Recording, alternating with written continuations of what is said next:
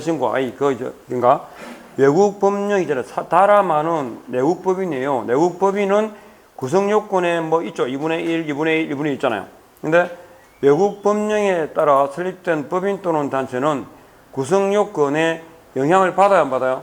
안 받습니다.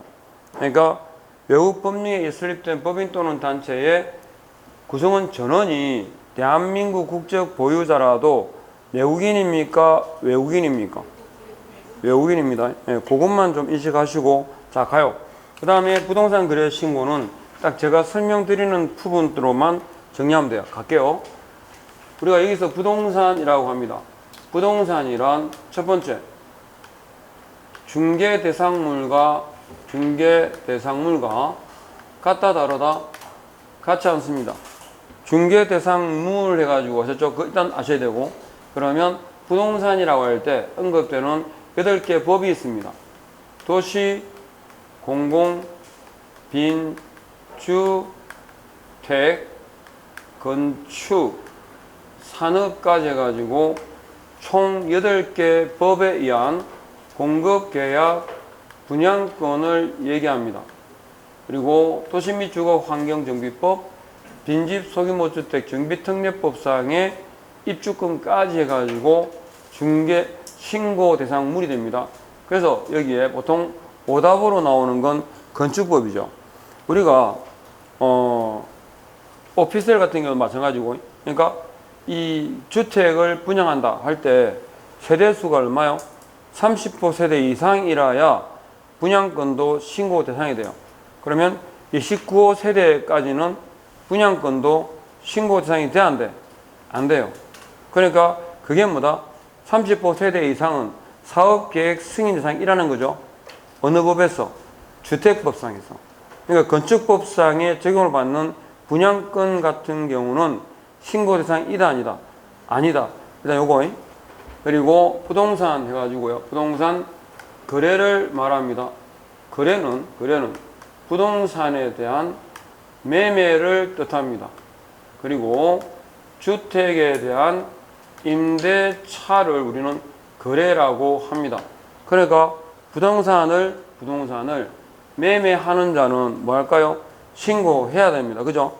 그러면 외국인 모두 다 합니다. 그러니까 외국인이 만일에 부동산에 대한 매매를 좀 매수하게 되면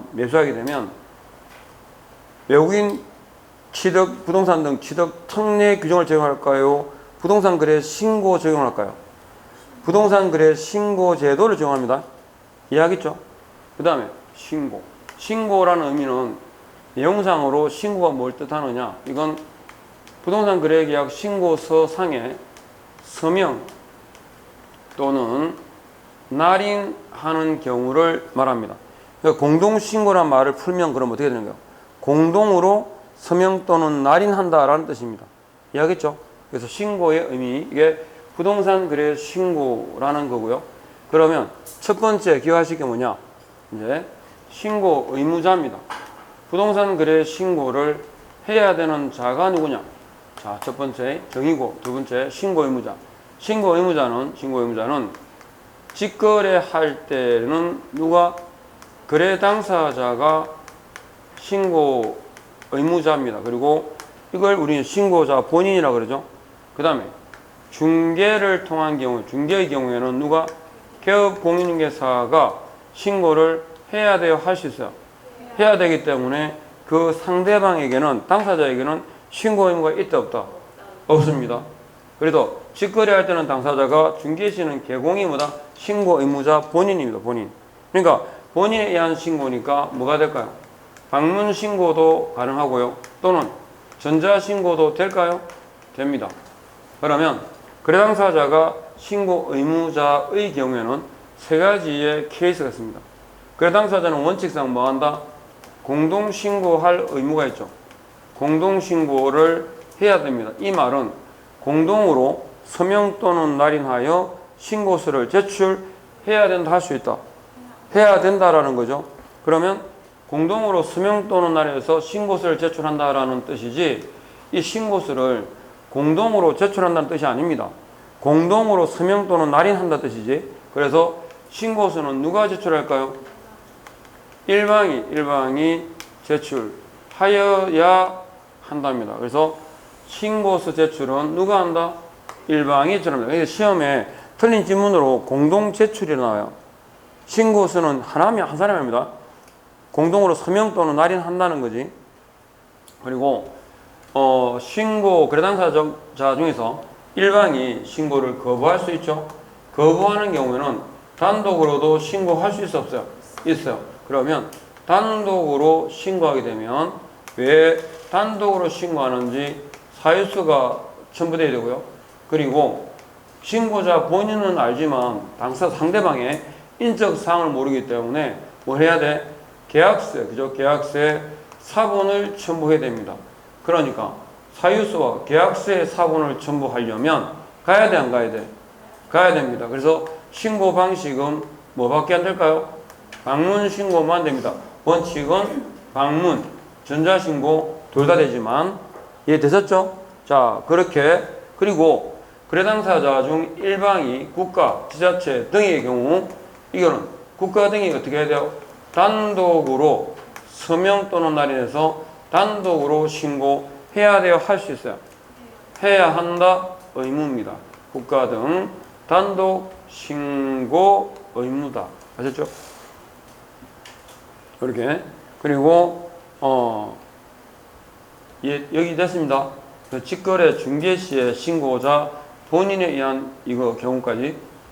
자, 그런데 신고자 당사자 개공에 의해서만이 아니라 요 신고서 제출은 신고서 제출입니다.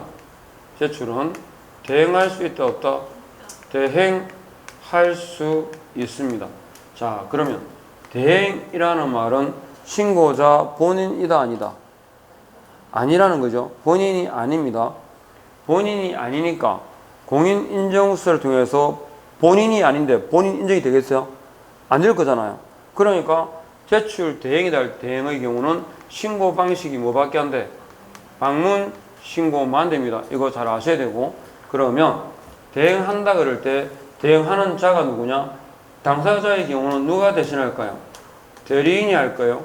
그리고 개공의 경우는 누가 대신할까요? 소공. 이거 중요합니다. 소공이 고용인으로 나오든지 소공 또는 중개 보조원으로 나오든지 그래요. 그래서 소속 공인중개사가 대행할 수 있습니다. 그리고 대리인의 경우에는 당사자, 개공, 대리인, 소공 다 뭘 내보여야 돼요? 내가 내라고 신분증명서를 아셨죠? 내보여야 돼요. 신분증명서를 내보여야 되는데 대리인도 그럼 신분증명서 내보이겠죠? 거기다가 내가 대리권 있다라는 사실을 증명해야 돼요. 어떻게 해요? 위임한 자의 신고서를 위임한 자의 서명 또는 날인 있는 서명 또는 날인한 위임장 그리고 뭐하고요? 신분증명서 두 개입니다. 신분증명서의 사본을 제출하라. 이렇게 되어 있거든요. 그래서 서명 또는 날인한 자필 서명 아니고 서명 또는 날인한 위임장 신분증명서 사본입니다. 됐죠? 그런데 소공의 경우에는 대리권 있다라는 사실을 증명할 필요가 있어 없다? 없어요. 왜 없을까요?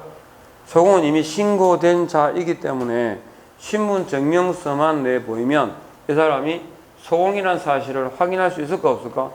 있습니다. 그래서 그렇습니다. 자, 그 다음에 세 번째 신고관청이 나옵니다. 신고관청이란 누구를 말하죠? 사무소 관할입니까? 부동산 소재 관할입니까? 부동산 소재 관할, 시장 등을 신고관청이라고 합니다. 네 번째, 신고기한입니다. 부동산 거래 신고다 그럴 때 신고기한은 자 기본이 뭐냐? 계약 체결일부터 며칠? 30일입니다. 그러면 계약 체결일부터 30일 그러면 여기에 대응하는 처리기간은 얼마일까요? 언제일까요? 대응하는 그렇지 이겁니다. 지체 없습니다. 그러니까 부동산 거래 신고다 그러면 계약 체결일부터 며칠? 30일이 기본. 여기에 대응하는 처리기간은 지체 없습니다. 그러니까 부동산 거래 신고에서 적시란 처리기간이 나올 수가 없어요. 알겠죠? 원래 이게 개정되기 전에는 다 적시였어요. 적시였다가 지체 없이 너무 틀린 거였거든요. 이건 지체 없이고 적시란 처리기간이 너무 틀려요. 여기 기본입니다. 다만 이제 나중에 뭐 절차 등을 보시면 아시겠지만 그 신고자가 개공일 때 자금 조달 입주 계획서 같은 경우를 제공을 하거든요. 그때 처리 기간이 25일이 나오고 과태료 처분에 대한 고지 같은 경우가 10일이 나와요. 자, 여기 부동산 거래 신고 파트에서 언급되는 처리 기간이 며칠? 30일, 25일, 10일, 그리고 뭐 지체 없이까지. 딴 거 없습니다. 네, 이거. 자, 신고 기한까지. 자, 그 다음에 여기까지 이해됐죠? 안 되는 거 없지. 뭐가 뭐라는 거 알겠죠? 네, 뭐가 뭐라는 거 딱 알면 돼요. 그 다음에 5번째. 자, 신고사항입니다. 부동산 거래 신고한다 할 때 신고사항은 자, 공통적으로 되는 신고사항이 있습니다. 공통 신고사항이 나오는데 이게 뭐냐? 누가 사고 파는지를 신고해야 돼요. 인적사항이죠.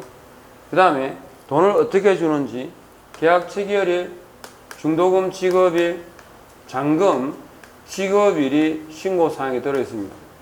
그 다음에 우리가 지금 사고 파는 게 있잖아요. 부동산에 대한 거래할 때 대상이 뭐냐, 종류가 뭔지, 그리고 우리는 소재 지분 지목 면적을 두 자로 뭐라 그러죠? 소재 지분 지목 면적을 뭐라 그러죠? 표시 그럽니다. 소재 지분 지목 면적 표시입니다. 표시 사항을 신고하고 그 다음에 부동산 거래 신고 제도를 도입한 취지가 뭐예요? 실가 파악이에요. 실가. 그래서 실제 거래 가격이 나와요. 실제 거래 가격. 자, 이렇게 이게 필수 신고 사항입니다. 항상. 그리고 여기에다가 추가되는 게 있습니다. 있으면 적고 없으면 안 적는 거. 조건이나 기한입니다. 그 다음에 개공이 중개하게 되면 개공과 사무소에 관한 사항, 외국인의 경우에는 뭐다? 위탁관리인, 인적 사항까지가 플러스 마이너스고, 그러면 이걸 기재한 서류 이름이 뭘까요? 부동산 거래 계약 신고서라고 합니다. 이해하겠죠? 자, 그런데 이제 공동신고사항 두 번째 뭐냐? 법인입니다. 법인이 주택을 거래할 때입니다. 법인이 주택을 거래하게 되면 여기 공통신고사항에다가 두 개가 추가가 돼야 돼요. 뭐 법인 등기 현황과 그리고 그 계약 체결에 있어 가지고 상대방과의 관계입니다. 특수관계, 친인척 관계 있는지 없는지, 법인하고 법인 상대방이 특수관계, 그리고 이걸 기재한 서류가 뭐냐면 법인 주택 거래 계약 신고서예요. 법인 주택 거래 계약 신고서. 길죠, 그죠? 그래서 이걸 우리는 줄여서 뭐라고 부르냐면 법인 신고서라고 불러요. 그러니까 법인이 주택을 거래하는 경우는 서류가 제출하는 게 몇 개? 두 개가 되겠습니다. 자, 그 다음에 또 하나가 뭐냐면 법인이 주택을 매수하는 경우이다. 위에는 거래라고 하는 것은 매도의 경우겠죠. 매수하는 경우라면 역시 여기다가 또 추가가 돼요. 자, 어떤 거? 법인이 주택을 취득할 때에 취득 목적이 나와야 됩니다.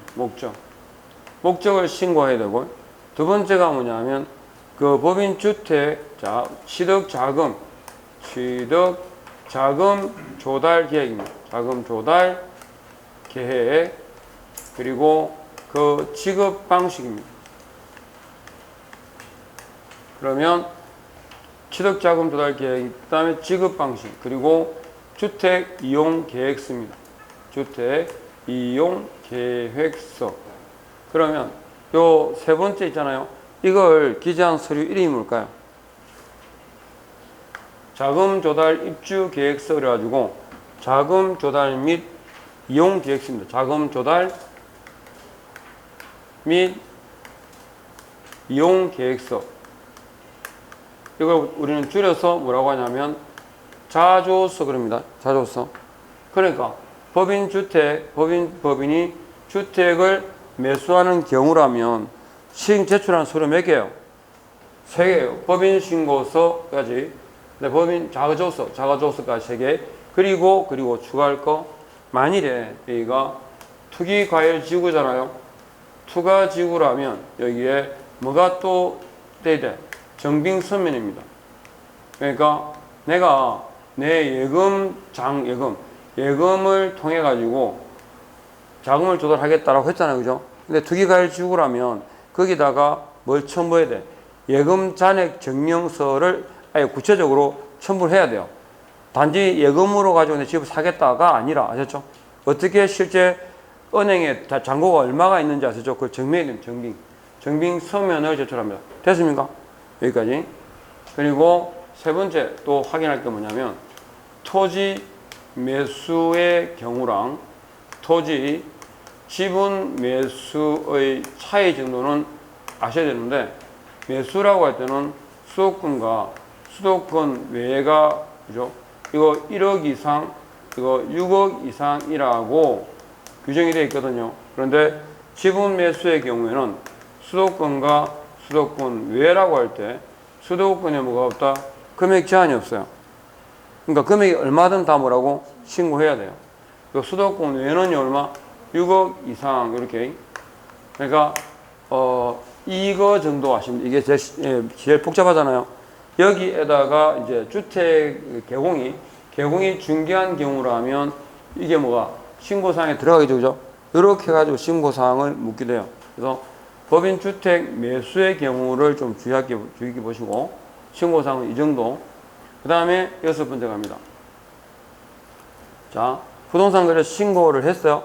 신고를 하게 되면, 자, 그 다음 단계가 뭐냐면, 부동산 거래 신고, 제가 설명드린 거 말고, 이렇게 안 보셔도 돼요. 지금 지문에 쭉 말씀을 드렸어요. 이렇게 했어요. 하고, 어디까지 갔냐, 그러니까, 부동산 거래 신고 기본 틀까지 닦았어요. 여기까지. 그 다음에 이제 정정 변경인데, 기억할 거, 정정 신청이고, 변경 신고입니다. 그러면 정정 신청은 딱 주의할 거 이겁니다. 신청서가 있어 없어요? 없어요. 정정 신청서를 작성하여 이렇게 나와요. 없어 하셨죠? 정정 신청서 자체가 없어. 그럼 뭐예요? 그러면 어떻게 할까? 종전에 발급받은 필증 있죠? 필증에다가 줄을 2주말 닦아가지고 그다음 고쳐가지고 바로 그냥 다시 제출해요. 그거. 그 다음에 자, 정정 신청하는 정정 불가 사유가 있습니다. 이건 정정 자체가 안 됩니다. 어떤 게 있을까요? 자, 인적사항 주소 있죠. 성명 주번. 성명하고 주번 불가합니다. 부동산 소재지 불가합니다.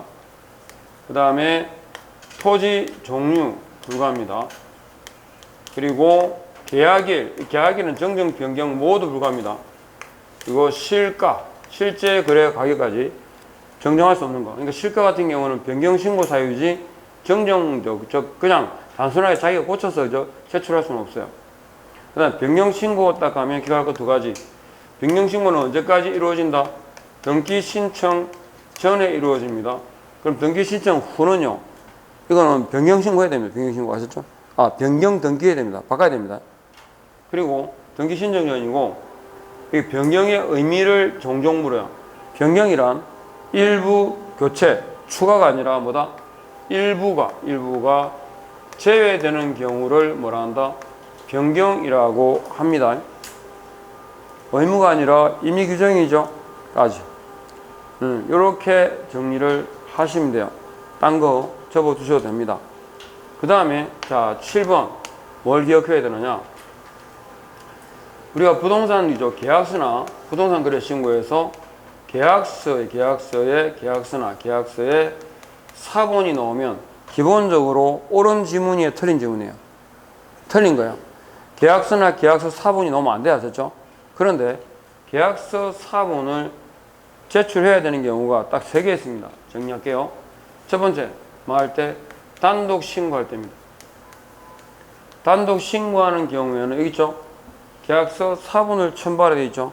단독 신고할 때입니다. 자, 또 한 개가 뭐냐면 두 번째가 면적 있잖아요.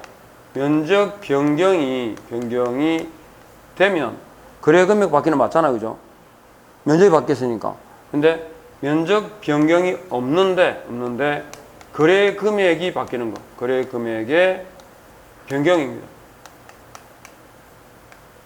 면적 변경이 있으면 총 거래 금액이 바뀌는 건 당연한 거잖아요. 근데 면적이 안 바뀌었음에도 불구하고 금액이 바뀐다. 이거는 업 아니면 다운 계약서라는 뜻입니다. 그래서 그게 아니라는 걸 증명하기 위해 가지고 뭐 한다고? 첨부합니다. 그 다음에 자, 세 번째 또 뭐가 있냐면 변경할 때 있잖아. 변경할 때 분양가 있잖아요. 분양권에서 공고계약 분양권에서 분양 가격 선택 품목이 있는데 분양 가격 선택 품목을 단독 변경할 수 있습니다. 그래서 단독 변경할 때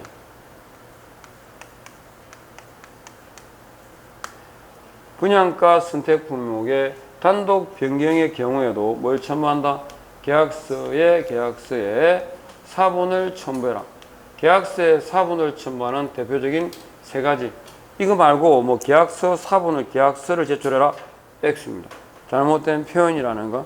자, 이렇게 정리를 하시고 설명드린 건 정리다 되셨어요. 그럼 어디 가냐면 118페이지 가보세요. 118페이지에 가보시면 해제 등 나오죠. 자, 근데 따로 볼 필요가 없어요. 왜냐하면 뒤에 주택임대차 신고도 마찬가지고 뭘 토대로 부동산 거래 신고와 기본 골조가 똑같아요. 네? 기본 골격이 똑같아요. 그러니까 바뀌는 건 뭐냐면 예를 들어서 부동산 거래 신고는 계약 체결 30일이죠. 해제는요. 해제가 확정된 날부터 30일 똑같아요. 공동신고 해야 되고 단독으로 할 수 있고 아셨죠? 다 똑같아요. 그런데 차이가 나는 거 두 개만 아시면 돼요. 해제 신고할 때 안 봐도 돼. 아셨죠? 뭘 보느냐? 여기 있어요. 여기 국가 등 부동산 거래 신고는 단독이죠. 해야 되죠. 자, 이거 해제 시 국가 등 단독 신고 해야 돼요. 할 수 있어요. 요게 포인트. 그러니까 해제 신고는 국가 등이 당사자 일방이라도 단독으로 신고할 의무가 있다 없다? 없다. 이거 꼭 기억해야 됩니다. 그리고 또 하나 있습니다. 어떤 거냐? 여기입니다. 개업 공인중개사가 개공이 부동산 거래 신고한 경우에는 개업 공인중개사가 해제 신고를 해야 된다 이렇게 나와요. 알겠죠? 해제 시 개공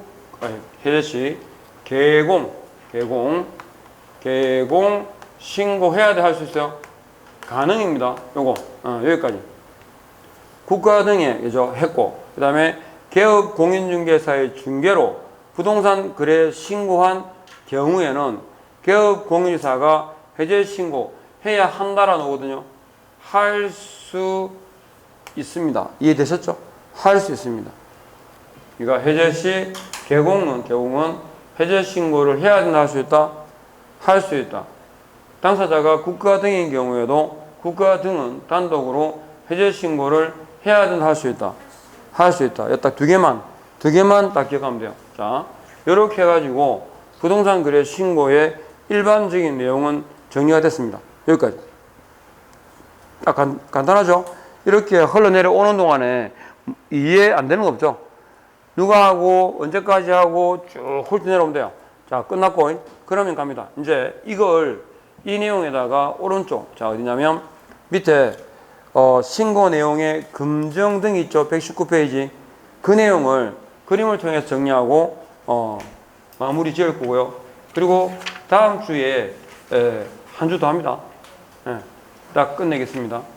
자, 가세요. 어디 가냐 그러니까 119페이지 가셔가지고 이제 칠판을 보십시오. 그림을 그려드리겠습니다. 항상 부동산 거래 신고다 그럴 때 누가 중심이 되느냐 하면 누가? 신고 관청, 신고 의무자가 기본 틀이에요. 자, 가요. 그러면 신고 의무자가 있을 거고, 신고 의무자 위에, 그죠? 신고 관청이 있을 거고, 신고 관청 위에 시도지사가 있을 거고요. 시도지사 위에 누가 있냐? 부동산 관련돼서 최고 상위 기관은 누구? 국장입니다. 그리고 신고 의무자가 만일에 개공이라면 신고 의무자 밑에 뭐가 있을까요?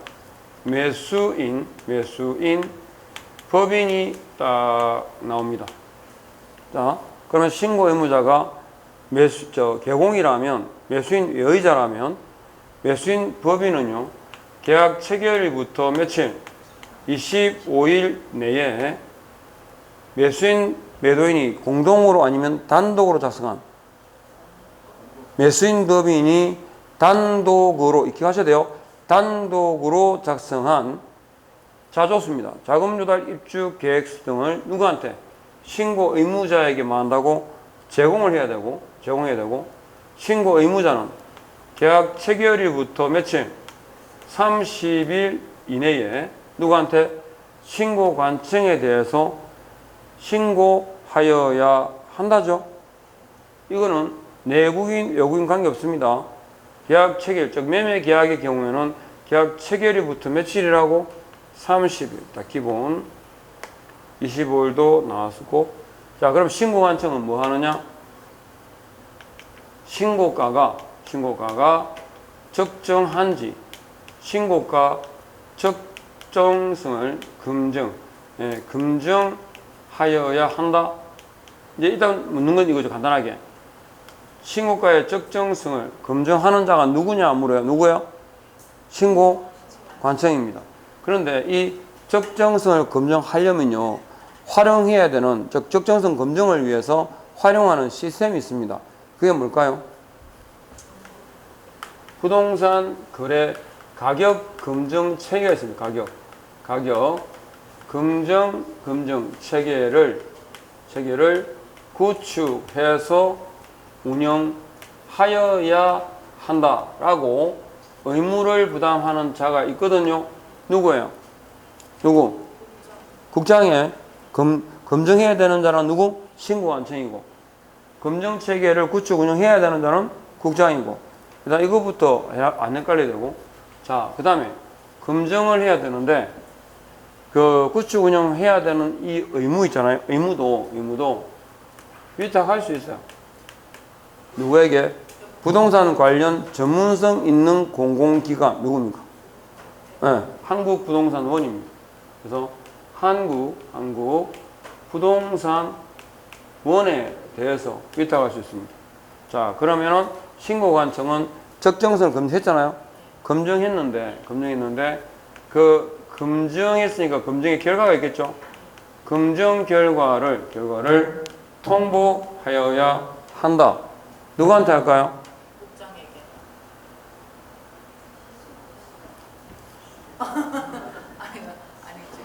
여기 이미 봐봐. 등장 인물을 다 적어놨잖아 지금. 아니. 등장 인물을 다 적어놨잖아요. 일단은 얘가 답이 되면 안 되지. 하살표가 여기로 기 나왔는데, 저로 기가 올라간 것도 아니고 여기로 기 나왔는데, 그러면 이 사람들은 아니어야 되지. 청춘 누구겠어요? 누구한테 할 것 같아요? 여기서 없는 사람. 여기 없는 사람. 누구겠어요? 그래, 세무서장에게 통보합니다. 그러면 이제 세무서장은 이 검증 결과를 토대로 해가지고 이제 신고 까겠죠. 검증 결과를 토대로 해가지고 국세지방세 과세 자료로 활용하겠죠. 자, 그리고 근데 통보해야 돼요. 해야 되는데 뭐가 없어? 기한에 정함이 없어요. 언제까지라고. 그래서 그건 알고는 계셔야 돼요. 그러면 신고를 딱 받았는데 적정성도 검증했는데 내용을 보니까 누락이 있거나 그 신고 내용이 딱 보니까 정확하지 않아요. 부정확해요. 그러면 신고한 청은 뭐 할 수 있을까? 신고한 사람 보고 미진한 데 있겠죠, 그죠? 그래서 보완하세요, 이렇게.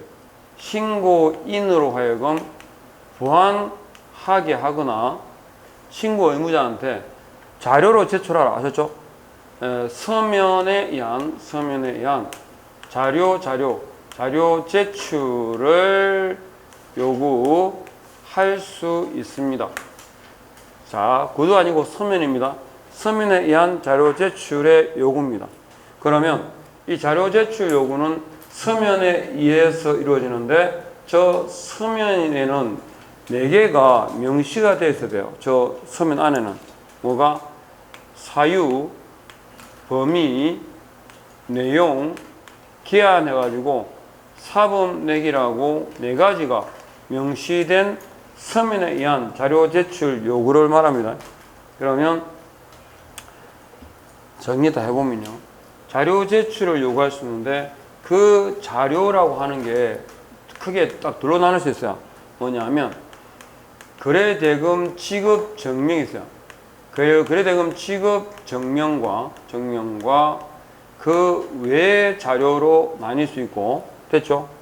근데 일반적으로 그 외의 자료 해가지고 자료 제출 등에 대해서 불응하게 되면 제재는 뭘까요? 네, 부동산 거래 신고는 기본이 500갑니다. 위반에 대한 제재가 뭐냐? 라고 물으면 500만 원 이하의 과태료예요. 그런데 거래대금 지급 증명은 얼마일까요? 셉니다. 얼마?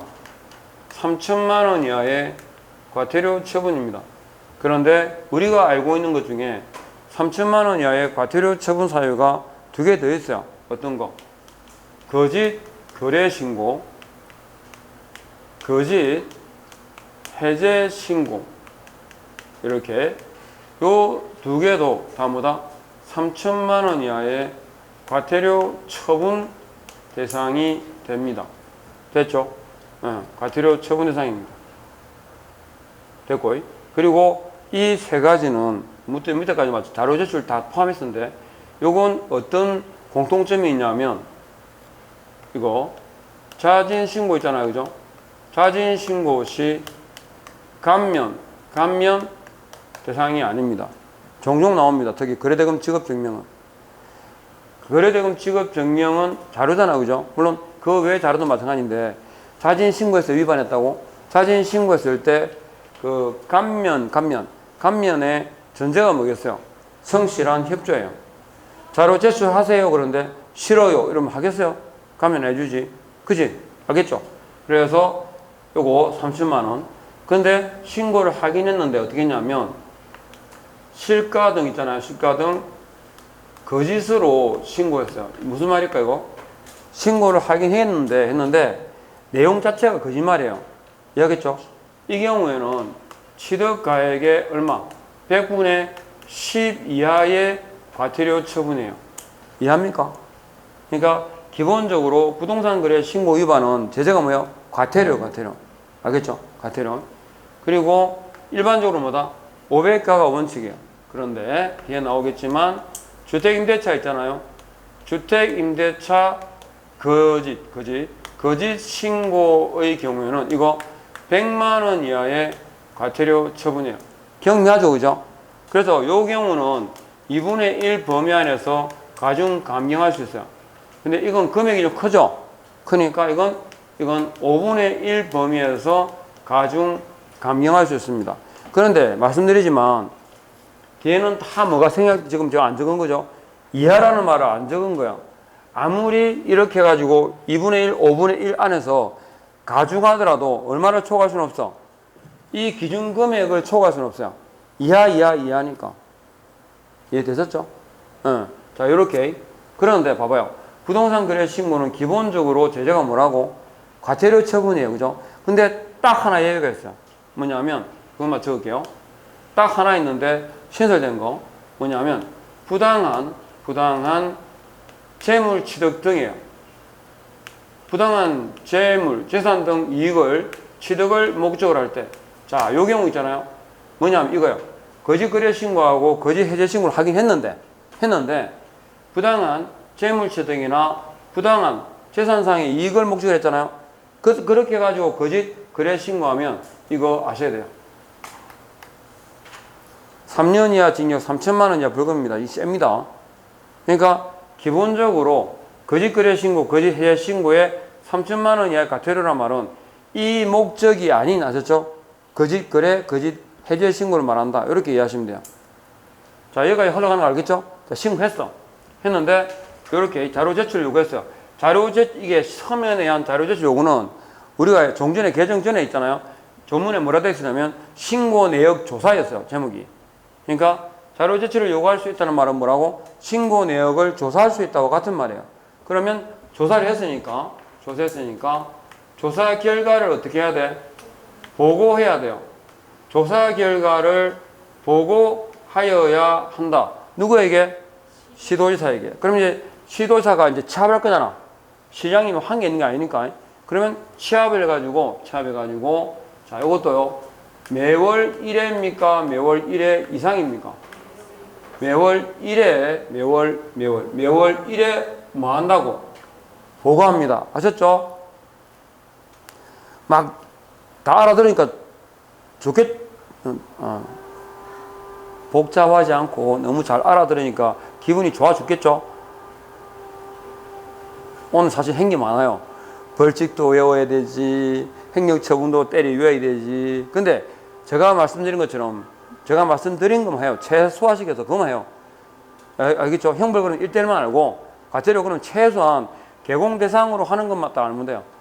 그리고 여기도 이 그림만 제대로 이해하면, 아, 이렇게 해가지고 이렇게 되는구나 까지만 알면 돼요. 그러면 국장은 봐봐요. 이거 신고 내역에 대해서 조사는 누가 하는 거 원래? 조사는 신고 관청이 하는 거죠. 그런데 신고 관청이 하는 이 조사를 국토교통부 장관이 직접 할 수도 있어요. 그리고 또 직접 또는 누구랑? 신고 관청이랑 공동으로도 조사를 할 수 있습니다. 직접 또는 공동으로 조사할 수 있다. 아셨죠? 그러면 조사를 하니까 이 국장은요, 즉 조사기관은 이제 둘 다 포함시켜서 조사기관은 과세자료, 소득, 과세자료, 그 다음에 소득 재산 자료, 소득 재산 자료를 요청할 수 있어요. 요청할 수 있습니다. 근데 대에 제가 따로 안 적는 이유는 뭐냐면, 당연히 이 자료 요청이 돼서 특별한 이유가 없으면 뭐 해야 돼? 응해야지. 아셨죠? 거부하면 안 됩니다. 그 다음에, 근데 조사를 해보니까 부동산 거래 신고법 등의 위반인 거예요. 위반시예요. 법률 위반시. 그럼 뭐 할까요? 이제 위반했으니까 고발해야 되겠죠? 수사기관에 고발 또는 관계기관에다가 통보를 할 수 있습니다. 제가 이렇게 적어보니까요, 공통점이 의무 아니죠? 다 가능입니다. 그렇게. 자, 그리고 이때, 자, 국장은요, 가격 금융 체계를 구축 운영하는 데 필요한 자료는 누구한테 요청할까요? 신고관청에 대해서 요청할 수 있습니다. 신고관청이 신고 의무자에게 자료 제출을 요구한 것처럼. 알겠죠? 네. 그러면 신고관청이 신고 의무자에 대해서 과태료 처분을 할 수 있죠? 과태료 처분한 사실을 사무소 관할청은 안다 모른다? 몰라요. 모르기 때문에 신고관청은 누구에게? 등록관청에 대해서 과태료를 부과한 날부터 며칠? 부과일부터 10일 이내에 뭐 한다? 통보를 해줘야 됩니다. 자, 여기 10 나왔네요. 10일. 그리고 30일, 20일 나왔고. 그리고 이 30일에 대한 대형 처리 기간이 언제랬지? 지체 없이 했죠. 그러면 신고사항이 적합한 경우에는, 자, 신고 필정을 발급해 줍니다. 언제까지요? 지체 없습니다. 그리고 필정 발급을 받은 경우는 매수인은 뭐 받은 것으로? 검인 받은 것으로 본다. 지금 우리가 쭉 설명드린 내용에 따른 기본적인 절차입니다. 자, 요거는 아셔야 됩니다. 이건 어떻게 흘러가고 하는지. 그래서 교재에 나오는 내용까지 딱 정리를 하셨고요. 이 내용을 보니까 신고 제목만 쭉쭉 흘러가도 돼요. 그리고 지금 설명드린 내용이고 121페이지에 있는 요 내용 문제 정도까지만 같이 보시고 마무리 짓겠습니다. 가십시오. 신고사항 및 신고서 작성에 관한 설명이다. 1번 국계법상 개발 제한 사항은 여기 신고사항이더라 아니더라? 아니었죠. 신고사항에 아까 쭉 들어있는 거 인적사항부터 해가지고 있었죠. 개발 제한 사항은 들어있지 않습니다. 2번 주택법에 따라 지정된 투기과열 지구 미줄 것이고요. 법인이다 아니다 말이 없잖아요. 그죠? 그러면 기본적으로 투기과열 지구는 있잖아요. 신고 대상 이다 아니다 입니다. 법인이 아닌 자 개인이라고 치더라도 시가가 얼마 이상? 6억 이상 투기과열 지구 조정 대상 지역은 금액 관계없이 아셨죠? 예, 그런데 금액이 지금 얼마라고? 3억 이상이라고 특정되어 있으니까 일단 틀린 거예요. 그리고 자 제출할 때 두 번째 줄 뒤에 매수인과 매도인이 공동으로 아닙니다. 매수인이 단독입니다. 매수인 단독으로 아셨죠? 서명 및 날인입니까? 또는입니까? 또는입니다. 또는 날인한 자조서를 원래는 함께 동그라미 함께 제출하는 게 원칙입니다. 함께 동그라미 했죠? 함께. 그러나 매수인 등이 원할 때는요. 별도 제출도 가능합니다. 까지. 그 다음에 3번에 자 물건별 거래 가격란에 그럴 때 물건별 해가지고 딱 체크하시고요. 그때는 분양 가격과 선택 비용 그리고 추가 지급액을 각각 기재합니다. 그러니까 지금 선택 비용에 대한 기재는 없다 그랬잖아요. 아니고 선택 비용, 추가 지급액란을 추가 지급액을 각각 기재한다. 각각. 네 번째, 자 면적인데 면적은 실제 계산한 면적을 적거든요. 그런데 집합 건축물은요. 전용 면적을 그 밖의 건축물은 연 면적을 기재합니다. 그것도 기억하셔야 되고 그 다음에 5번 개공이 거짓으로 부동산 거래계약 신고서를 작성하여 신고한 경우 벌금형입니까? 과태료입니까? 이겁니다. 이거 신고를 안 해야 되는데 한 게 아니고 신고를 해야 되는데 내용을 거짓을 한 거야. 그러니까 이걸 보통 있잖아요. 이거 얘기할 때 실가 등을 넣을 수도 있지만 그냥 자르고 거짓으로 신고한 이렇게 나와요. 거짓으로 신고한 경우 이건 뭐예요? 신고 내용이 뭐라고? 거짓이라는 거야. 그럼 얼마? 취득가액의 100분의 10입니다. 이건 뭐예요? 거짓 거래 신고는 거짓으로 거래를 했다고 신고하는 거예요. 그러면 실제 거래했어 안 했어? 안 한 거고 이거는요. 거래는 해야 한 거야. 거래는 했는데 내용을 거짓말한 거야. 3억을 2억으로 이런 식으로. 이해합니까? 의미가 달라요. 그러니까 거짓 신고라고 나오면 뭐가 내용이 잘못된 거고 거짓이나 사이에 거래나 해제가 들어가면 거래나 해제가 없었는데 뭐였다고? 했다고요. 안 헷갈리도록. 그 다음에 2번 갑니다. 외국인 체크하시고요. 국적 동그라미. 외국인의 경우에는 국적을 또 매수는요. 매수 용도 표시까지요. 외국인이 당사자가 외국인일 때는 국적을 반드시 기재하고 매수 시에는 매수 용도를 표시합니다. 그 다음 2번 직접 거래해가지고 자 공동신고죠. 공동신고의 뜻이 공동으로 서명 또는 날인한다라는 뜻이지 공동 제출입니까? 제출 누가 합니까? 일방이요. 일방이 제출해야 됩니다. 그 다음에 3번 법인 신고서 등 나는 누구 제출해요? 함께 제출하는지 별도 제출하는지를 표시한다. 맞는 말이고요. 네 번째 임대주택 분양 전환은 법인인 임대주택 사업자가 임대기한이 완료되어 분양 전환하는 경우에 표시합니다.